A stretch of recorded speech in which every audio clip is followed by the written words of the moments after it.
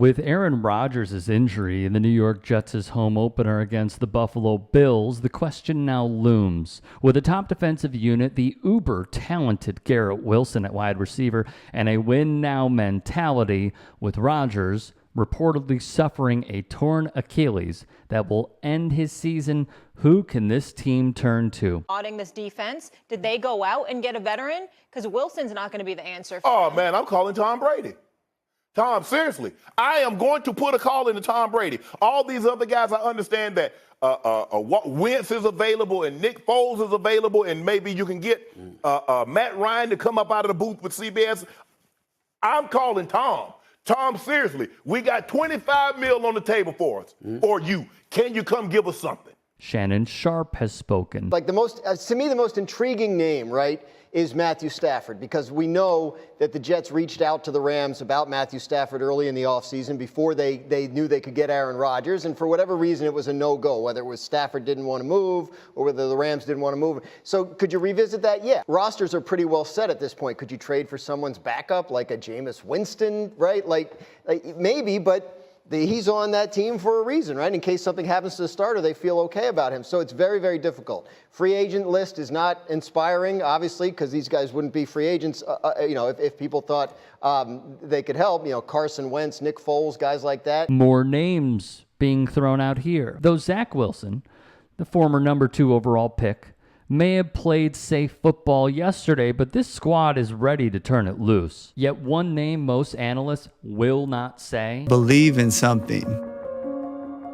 even if it means sacrificing everything. That would be Colin Kaepernick. Well, except one. I disagree completely with Graz. Tell me. When you talk about free agent quarterbacks, Yeah. there's a reason that certain guys aren't in the league. It's because they're uninspired. But Foxy knows this. Some of these guys like Carson Wentz, Cam Newton, Colin Kaepernick, myself, it's not that we can't play the game anymore. It's that we're a big distraction if you bring us in. I had a GM tell me this offseason, hey, man, I know you can still play. You look like you can still play. But if we bring you in, it's going to be a distraction for our starting quarterback. So now that your starter and Aaron Rodgers is out, you can potentially go and grab some of those guys and bring them in. Robert Griffin III, former NFL Rookie of the Year, made a mention on ESPN. Jamel Hill also did so on the timeline, writing, "There's a quarterback right there in New Jersey who took a team to a Super Bowl and a NFC Championship game.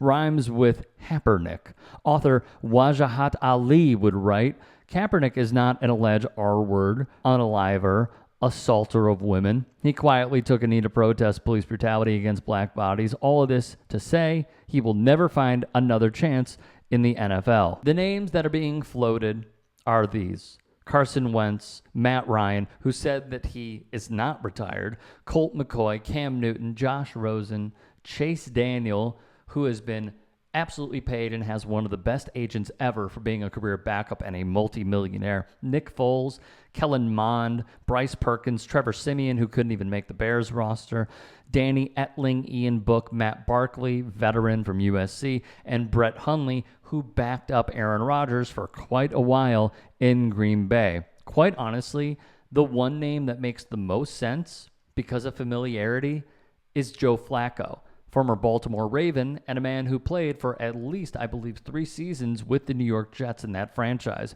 4 days prior to kickoff, he was quoted as saying, "Listen, I could still play. I'm hoping there's the silver lining that I'm not anywhere right now and that I can be available to anybody." So I do think that at the point that my career is in, it is a positive thing in a lot of ways that I'm not anywhere right now, because if somebody does need somebody, at least I'm available. With that, at the end of the day as well, nobody knows the playbook like Zach Wilson. This offseason and minicamp and training camp probably benefited Wilson learning under Aaron Rodgers.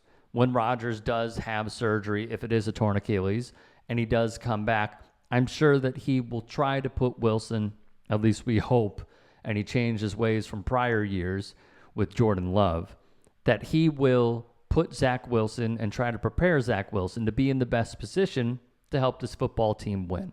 But no one knows the playbook like Zach Wilson at this point.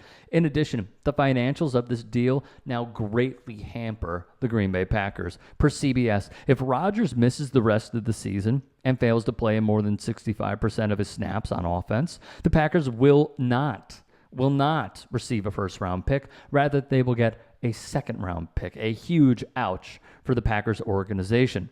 As for Kaepernick, he said this spring, I'm going to keep pushing. I'm going to keep fighting for it because I know I could step out on that field. Every workout, every opportunity I've had to show that, the feedback has always been positive. He's still an elite player, they would say.